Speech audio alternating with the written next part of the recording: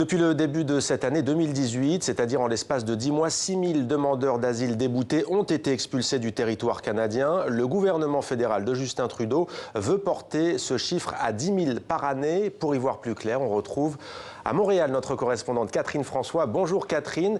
Peut-on parler aujourd'hui d'un tour de vis du Canada, d'une augmentation importante et substantielle des expulsions ? Effectivement, c'est un tour de vis et on durcit la position et les politiques. Ce que le gouvernement canadien demande à ses agents frontaliers, c'est d'augmenter de 25 à 35 % le nombre d'expulsions de demandeurs d'asile dont la demande d'asile a été refusée. On parle d'aller jusqu'à 10 000 expulsions par an. Alors, cette année, il y en a 6 000. Ça vous donne une idée là, de la différence. Et il y a une liste actuellement de 18 000 personnes qui sont dans cette situation. Il faut savoir également qu'au cours des dernières années, le nombre d'expulsions de demandeurs d'asile dont la demande a été refusée, eh bien, ça s'est réduit drastiquement.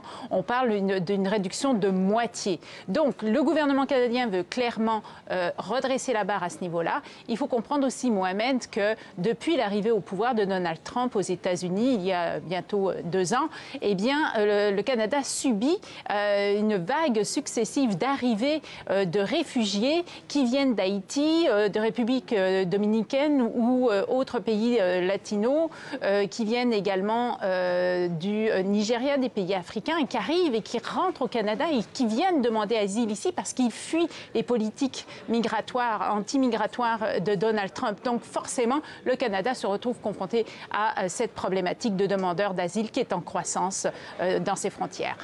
Catherine, restez avec nous. On vous retrouve dans un instant.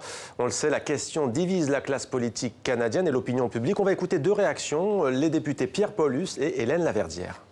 C'est où le premier ministre qui envoyait des tweets en disant « Ah, le Canada, les bras grands ouverts, on veut vous accueillir ».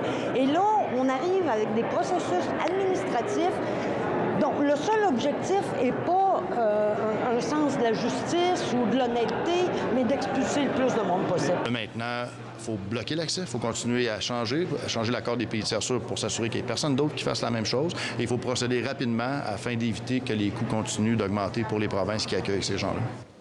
Et on retourne voir notre correspondante à Montréal, Catherine François. Catherine, le sujet, on le voit, est sensible avec des réactions très nombreuses, hein. Oui, donc on vient d'entendre la réaction du Parti néo-démocrate qui est donc contre ce durcissement de la politique canadienne, mais aussi la réaction du Parti conservateur qui, lui, au contraire, exige que le gouvernement canadien en fasse plus et durcisse davantage sa position par rapport à ces demandeurs d'asile qui ne sont pas acceptés comme immigrants ici au Canada. Le Premier ministre Justin Trudeau a été interpellé tout à l'heure sur cette question et lui, il a dit que sa priorité, la priorité de son gouvernement, c'était d'améliorer l'efficacité du système d'immigration du Canada. Et vous savez, Mohamed, le Canada entre en pré-campagne électorale puisque dans un an, Justin Trudeau va essayer de se faire réélire. Et je suis sûre que cette problématique, cette thématique de l'immigration et des demandeurs d'asile sera un des enjeux de cette campagne électorale. Eh bien, on suivra tout cela avec vous, Catherine. Merci pour toutes ces précisions.